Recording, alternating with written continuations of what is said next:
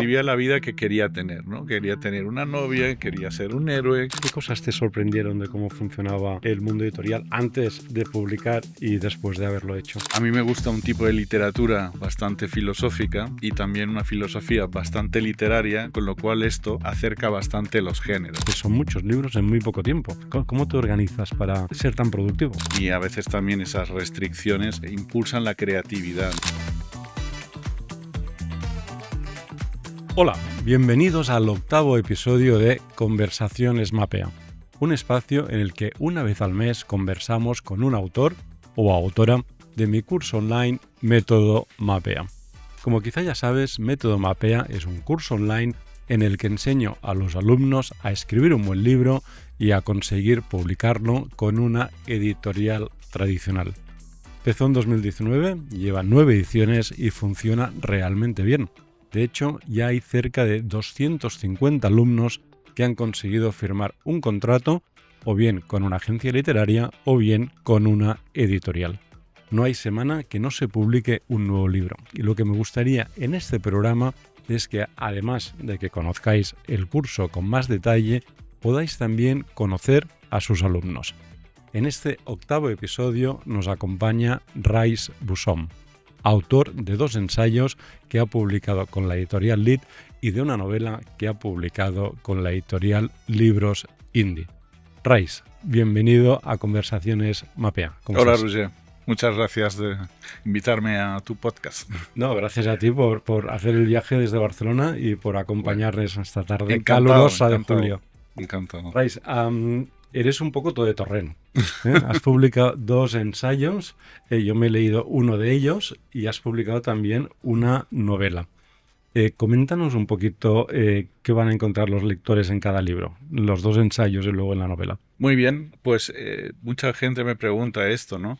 Y quiero explicar una cosa previamente, y es que a mí me gusta un tipo de literatura bastante filosófica y también una filosofía bastante literaria, con lo cual esto acerca bastante los géneros, ¿no? Entiendo que pues hay muchos géneros, sobre todo a nivel comercial, pero digamos esa cosa personal. Entonces, en la novela, por ejemplo, pues decidí un día pues dejar un poco el ensayo, ¿no? Que es donde siempre me he movido pues con más facilidad, y como un reto, digamos, porque sí que había escrito cosas de prosa y tal, pero no una novela completa, etcétera.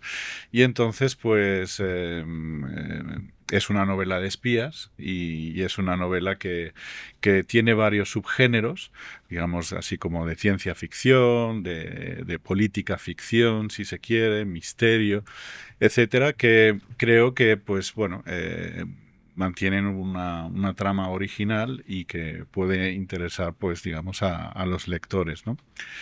Y luego, pues bueno, los ensayos son pues totalmente diferentes, son de cosas que he investigado durante varios años y bueno, pues a través de la oportunidad con Editorial Lead, pues hemos intentado dar unas herramientas para que pues la gente pueda pensar, digamos, pensar críticamente con facilidad, o aplicar la filosofía un poco a todos los días y especialmente digamos, al ambiente empresarial, digamos, o de empresa, ¿no? Oye, Rais, ¿y qué te ha resultado más fácil o más difícil? ¿Escribir ensayo o escribir novela?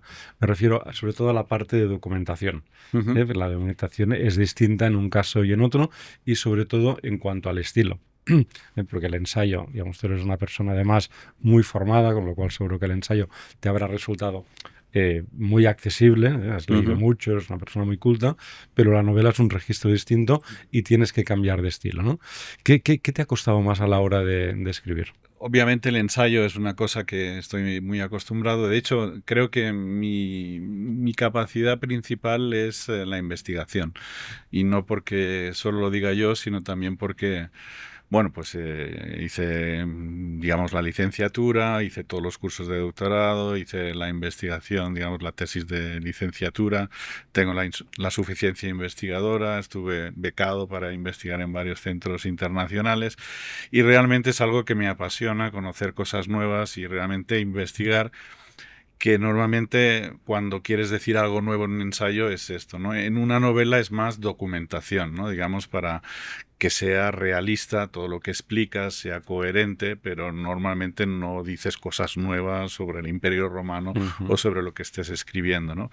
Entonces, eh, desde luego para mí la novela es un reto mucho más grande y sobre todo, como dices tú, a nivel de estilo, ¿no? Yo soy un poco, al menos he partido como un escritor así, digamos, brújula y Ujú. por lo tanto creo que en las cosas que a lo mejor, o que ya he hecho, pero bueno, que espero algún día publicar en el futuro, eh, pues voy a ser un poco más mapa, ¿no? De decir que creo que hay que planificar, digamos, bien un arco argumental y luego pues dar un cierto espacio a la improvisación, ¿no? Entonces, bueno, pues estos son cosas que vas aprendiendo en el proceso, ¿no? Hablando de planificación, ¿no? Me gustaría preguntarte sobre todo cómo te planificas, porque desde que nos conocemos, Ujú. que fue cuando te matriculaste a Método Mapea Sí. hace ya 3 o 4 años, has publicado estas 3 obras de las que hablamos, has participado también en obras colectivas, como por ejemplo Microcosmos, Sí, que sí. son muchos libros en muy poco tiempo. Es decir, Ujú. ¿cómo te organizas para hacer toda la parte? Pues evidentemente de documentación, de redacción, de corrección, luego hay que hacer la promo, luego hablamos de la promo. ¿Cómo, Mm. cómo te organizas para ser tan productivo? Bueno, si a esto le añadimos que también he escrito 2 novelas, digamos, posteriormente, que no están publicadas y ahora estoy escribiendo un nuevo ensayo, pues mira, con bastante sacrificio, por cierto, bueno, mi método es trabajar por las noches, ¿no? Que es, digamos, el espacio de tiempo donde tengo una tranquilidad y entonces, pues, suelo escribir unas 1000 palabras, digamos, todos los... ¿Cuántas horas son? ¿Cuántas horas son? Normalmente depende de, o sea, no sé qué sé, ceno, veo una serie así para desconectar y luego me pongo, pueden ser las 11, las 12, lo que sea, hasta las 2 de la mañana o 3 de la mañana, dependiendo. Y entonces, por eso, a veces también requiere algo de documentación e investigación, que lo hago a veces sobre la marcha, a veces antes, pero a veces también sobre la marcha.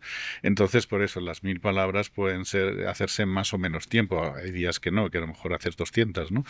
Y otros días que a lo mejor en fin de semana pues puedes hacer 2000 o así.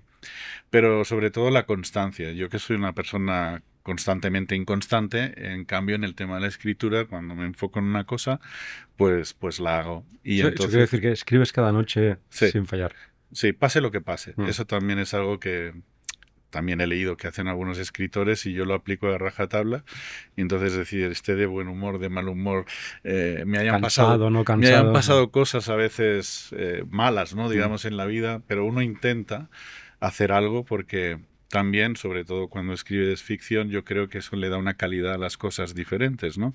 Y a veces también esas restricciones pues impulsan la creatividad, ¿no? Entonces, creo que, a ver, no siempre, pero siempre que se pueda es mejor. Y entonces yo escribo más por capas y entonces luego corrijo y recorrijo, reescribo, etcétera. Esto ¿Y escribes una obra en cada momento o vas escribiendo varias obras al mismo tiempo? no, sí, a lo mejor tengo cosas medio hechas, índices, algún capítulo, cosas así, más, digamos, experimental, pero normalmente sobre todo cuando firmo un contrato, y pongo una fecha, normalmente la acabo mucho antes de la fecha y Mm. espero que el editor también me dé su feedback, que normalmente tampoco dan tanto, ¿no? Si todo más o menos que cuadre y está Mm. bien, pues para adelante, ¿no? Entonces yo estoy muy abierto, siempre digo que hasta que no venda 1 millón de ejemplares voy a escuchar todo lo que me dicen Mm. y cuando los venda entonces me van a escuchar a mí.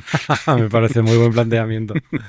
Oye, Rais, ¿y cómo decides, o digamos, en qué te basas para decidir si lo siguiente tiene que ser una novela o tiene que ser un ensayo? Es decir, ¿vas cambiando para desconectar del género o simplemente es lo que te pide el cuerpo o hay alguna matriz que utilices para decidir qué toca en cada momento? Bueno, esto, o sea, a veces son oportunidades que te ofrecen las editoriales, ¿no? Por ejemplo, después de escribir el libro de Aprende a pensar como un gurú, pues Manuel Pimentel, ¿no? Digamos, del grupo Almuzara me sugirió que, hombre, siendo filósofo y conociendo el mundo de la empresa, ¿por qué no escribes algo sobre filosofía para directivos, ¿no? Que es un tema que la editorial quiere impulsar, ¿no? Y entonces pues estuve trabajando en este tema, presenté varios índices, varios proyectos y al final pues uno fue aceptado y lo hice con mucho gusto porque todo lo que escribo lo pienso de verdad y es contenido digamos muy propio, ¿no? Entonces, pero de alguna manera son cosas que como ya había trabajado antes, pues de alguna manera quería que se conocieran más, ¿no? Aparte de mis amigos que han leído el blog y cosas de estas, salieron un poco a un público más general, ¿no? Pero, digamos, y esa es mi línea, ¿no? Ir sacando ensayos, ahora estoy haciendo otro, pues que también lo he propuesto y es totalmente diferente, pero es algo que quiero decir, ¿no? Y en cambio en la novela, pues es una cosa que creo que es más satisfactorio, ¿no? A nivel de, pues te lo pasas mejor, tiene otro tipo de reglas y de exigencias y todo esto, y entonces pues me gustaría llegar a escribir algo decente, digamos, para una... Y eso, pues también me he propuesto digamos, un reto, ¿no? Y es como, pues... como Ken Follett, ¿no? Que hasta la novena novela pues no hizo un bestseller, pues yo voy a escribir 9 y voy a intentar publicar la novena. Entonces ya soy la tercera, cuarta. Bueno, ya queda menos, Ya claro. queda menos. Muy bien. Oye, una cosa, ¿siempre has escrito o ha sido una vocación tardía? Pues escribo desde los 10 años. Empecé escribiendo porque un poco escribía la vida que quería tener, ¿no? Quería tener una novia, quería ser un héroe y estas cosas. Y empecé a escribir y luego también tuve unas abuelas que eran del círculo de lectores, que eran devoradoras de libros, entonces yo leía también sus libros. Al principio no es que aún no había encontrado lo que realmente me gusta y sobre todo a partir de los 13, 14 ya leía mucho y mucho ensayo y también pues escribía pues eso, ficción y no ficción y a veces difícil de distinguir, ¿no? Como yo que sé, como Samuel Beckett, como Blanchot, como gente que está un poco en la frontera, o James Joyce, cosas de James Joyce, todo ese tipo de cosas, o filósofos como Foucault, que bueno, pues escribe bien, digamos, gente que no son complicados y sobre todo es eso, que hay páginas que es una belleza tremenda, ¿no? Oye, ¿y por qué no publicabas? ¿No tenías el...? No sabía nada. Yo hasta que te encontré realmente no conocía nada de este mundillo, no sabía cómo se hacían las cosas. Entonces, bueno, había publicado de joven cuando estaba en la universidad, pues alguna cosa de filosofía, digamos, por encargo, una antología de textos filosóficos y alguna cosa así. Y algún seminario que habíamos hecho, esto lo publiqué pues en los años 90 y tal, pero luego no simplemente escribía para mí y no publicaba nada y luego pues Es decir, ibas escribiendo pero lo ibas sí, guardando, sí. pero se lo dejabas leer a amigos, a familiares. Sí, y luego empecé a publicar el blog, o varios blogs que he tenido, ¿no? Y entonces ahí pues mucha gente empezó, incluso gente que te conocía, pero que nunca te hubieras esperado que te elogiaran y todo esto, ¿no? Y te lo encontrabas en el aeropuerto y decían, hostia, es magnífico, esto me encanta, o sea, está muy bien, no sé qué. Entonces, bueno, eso me animó a decir, oye, pues quizás puedo hacer algo más y dar un salto cualitativo, ¿no? Este techo de cristal que tengo, ¿no? Digamos, de Friends and Family. Y es cuando encontré tu curso de Mapea y pensé, pues quizás esto me puede ayudar y definitivamente ha Pero cuando, sido... cuando te apuntaste a Mapea, Ujú. ¿tenías la idea ya de aprender a pensar con un gurú o todavía no? No, pero en el blog sí que había tratado esto. De hecho, el concepto este de las 6 fuerzas del pensamiento crítico, es como le llamaba, esto sí que se había publicado y cosas así, filosofía para no filósofos. O sea que esta materia sí. Lo que pasa que, bueno, pues trabajando también con la editora de Lead, ¿no? Una persona excepcional, ¿no? Digamos, Laura Madrigal, ¿no? Pues ella me dijo, oye, ¿por qué no haces algo de 10, de Calo, etcétera, ¿no? Entonces, pues bueno, lo repensé y entonces saqué pues las 10 fuerzas del pensamiento crítico, añadí algunas más, o sea que enriquecimos y mejoramos, creo, Ujú. todo lo que hice anteriormente, ¿no? Pero, Oye, digamos, cuando publicaste Aprende a pensar como un gurú, ¿no? Como decimos con Lit en el año 22, mm. antes no habías publicado, ¿te cambió la visión que tenías del mundo editorial? ¿Qué cosas te sorprendieron de cómo funcionaba el mundo editorial antes de publicar y después de haberlo hecho? Bueno, la idea ingenua quizás que tenía o que tienes, ¿no? Es decir, que solo si tienes contactos realmente, pues puedes publicar o alguien te va a leer tu obra y todo esto, entonces desconoces cómo funciona. Entonces, yo como me salí del mundo académico, digamos, hace muchísimos años, y entonces, claro, en el mundo empresarial no tenía contactos editoriales, entonces por eso, digamos que trabajaba, digamos, a nivel, en la oscuridad, digamos, ¿no? Pero claro, con tu curso pues entendí pues bueno, pues que eso, de que se pueden hacer briefings, se pueden proponer proyectos o se pueden escribir obras y Mm. presentarlas y que hay oportunidades y he visto que realmente las hay, digamos, tanto en ficción como en no ficción y eso pues bueno, es una gran noticia y creo que bueno, pues muchos compañeros también lo han aprovechado, ¿no? Entonces, bueno, oye, aunque soy muy mayor, pero espero poder hacer una Bueno, pequeña carrera muy, de muy mayor, ¿no? Por escritor. Dios. No, te quedan muchos años y muchos libros, más de 9 seguramente. Oye, y hablamos siempre, Mapea, me habrás oído muchas veces hablar, que escribir y publicar un libro es como un partido de fútbol, ¿no? Tiene una primera parte que es escribirlo y una segunda que es promocionarlo, Sí. conseguir que se venda, etcétera. Am, que era una parte, claro, tampoco conocías, no habías publicado nunca. Em, ¿Qué te gusta más, la parte de escribir o la parte de promocionar? Y yo ya sé, porque Sí, lo sabes. intuyo, ¿no? Pero sobre todo me refiero a la parte de promocionar. ¿Qué cosas, cómo te organizas, cómo lo Ujú. haces, qué cosas te gustan más, qué cosas te gustan menos?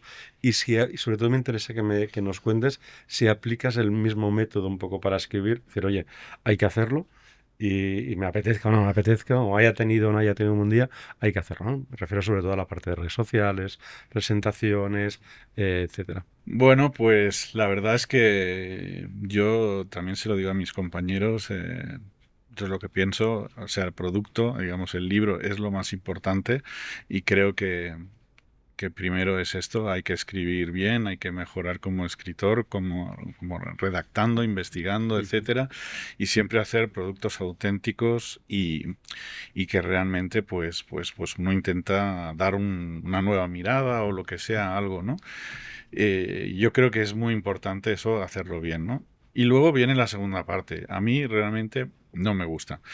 Y tengo que decir que así como a nivel, digamos, de empresarial, de trabajo y todo esto, pues sí que conozco bastante bien, sobre todo el tema digital, el tema de promociones y publicidad, pero aplicarlo a uno mismo da bastante más pereza, ¿no?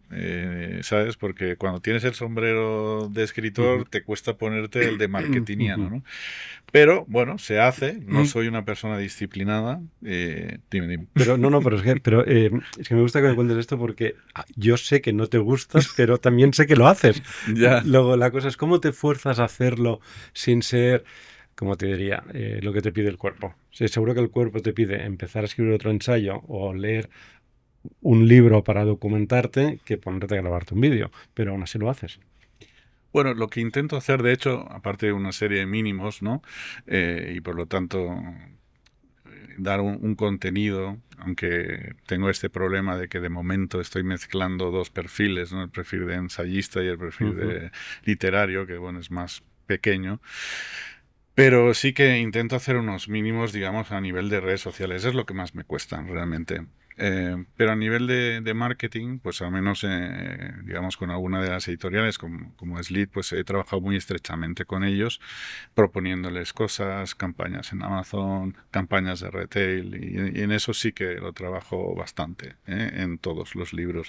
O sea, sobre todo hay que intentar hacer cosas originales, ¿no? Entonces, todo lo que tú explicas en tu curso de marketing está súper bien, pero uno tiene que buscar cuál es esa táctica o esa estrategia que le funciona y que le puede hacer o vender libros o tener una reputación, ¿no? Digamos, para que pues en el futuro pues puedas vender más libros, ¿no? Y eso es lo que intento a veces pensar esas cosas originales, pero bueno, no es fácil y bueno, lleva tiempo, pero bueno, aún no está dicha la última palabra, ¿eh? Es decir, pero sí que esto lo hago y me funciona. Es decir, por ejemplo, el último libro, el de Filosofía para Directivos, de todo lo que he escrito es el que más se vende y se sigue vendiendo y bastante bien y bueno, y lo apoyamos todo lo que se pueda, ¿no? ¿Y filosofía para directivos no sería fácilmente trasladable a conferencias o a charlas para directivos en empresas? Me refiero, el directivo, espero que no se me enfade a nadie, pero el directivo, por definición, es una persona que no lee. Lee poco. O sea, un directivo en general, hay excepciones, muchísimas, y evidentemente Sí. hay muchos directivos que leen mucho, ¿no? Pero la media en general es que lee poco. Y lee poco básicamente porque no tiene tiempo. Es una, una cuestión de tiempo, claro. ¿no? En cambio, sí, es decir, me refiero, hay veces que hay libros, yo trabajo con muchos autores que tienen libros muy sesudos, y que seguramente a los directivos les gustaría leerlos, pero si me te dicen, oye, pues me encantaría, pero es que no me da la vida, ¿no? En cambio, si el autor es capaz de paquetizar este conocimiento en una charla de 20 minutos, 25, incluso un poco más larga, ¿no? Pero aunque sea formato TED, digamos, 20 minutos, y el directivo, sobre todo si se lo organiza la propia empresa o es en algún foro, un congreso, etcétera, sí que está muy dispuesto, porque, digamos, no es por falta de ganas de aprender, simplemente es una cuestión de falta de tiempo, ¿no? Y la conferencia a veces es un formato mucho más digerible. No dura horas, ¿no? ¿Hasta qué punto se podría dar en este caso digamos, reconvertir ese conocimiento que compartes en filosofía para directivos en una charla? Sí, completamente de acuerdo. Y además esto lo hemos hecho en el libro de Aprende a pensar como un gurú. Se hizo una edición para Colombia, digamos, con algunos cambios, ¿no? Algún capítulo diferente y también con un prólogo diferente, una persona, Víctor Malagón, muy conocido allí, digamos, del foro Presidentes. Y entonces, durante la promoción, que coincidió con Filbo, con la Feria de Colombia del Libro, pues es lo que dices tú. Yo tengo una conferencia tipo que puede ser de una hora, pero se puede hacer desde 20 minutos a una hora y ir adaptando cosas según la audiencia. Y eso es lo que hice, pues, tanto, pues, digamos, en el Club del Nogal, en la Universidad de Américas, bueno, en varios foros muy diferentes y con extensiones o sea que la forma de presentar el libro en Colombia fue a través de conferencias. Sí, básicamente es lo que hicimos, sí, conferencias. Y también tengo pendiente hacer alguna conferencia en España sobre la base de eso, que me han pedido alguna empresa. Y luego sobre el tema de filosofía para directivos también lo tengo hecho, pero con menos suerte, digamos. Parece que asusta un poco más, ¿no? Por el título, filosofía, dice, uy, que nos va a pegar la chapa. Sí, es posible, ¿no? De todas maneras, obviamente cuando haces conferencias lo que intentas es que sea lo más ameno posible, incluso divertido en algún momento y también que se lleven conocimientos y luego ya si alguien quiere pues profundizar o lo que sea, pues se pueden ver ya otro tipo de seminarios, de workshops o lo que sea, ¿no? Pero bueno, sí, desde luego lo que pasa que creo que es una temática también muy nicho, muy especializada y probablemente cuesta más que otros temas de autoayuda que son muy populares y por lo tanto pues son más fácilmente aceptados, ¿no? Right, estamos hablando de que has escrito estos dos ensayos, también una novela, pero también últimamente has participado en una obra colectiva con varios autores, la mayoría también de Mapea, sí. 58, ¿no? Sí, señor. Cuéntanos un poquito cómo ha sido tu experiencia a la hora de participar en una obra colectiva, que no es algo fácil, porque sobre todo cuando hay tantos participantes, tantos colaboradores, pues hay que ponerse de acuerdo, básicamente. ¿Cómo ha sido tu experiencia? breve, digamos, porque al ser, digamos, Microrelatos. microrelatos, pues no, pero bueno, fue una propuesta muy original digamos, de Irene Genovés y bueno, creo que ha gestionado muy bien, pero es un proyecto, claro, con tanta gente y todo esto, bastante complicado, ya con 10 personas o 15, ¿no? Que son proyectos habituales. Ya siempre, pues, hay cosas, ¿verdad?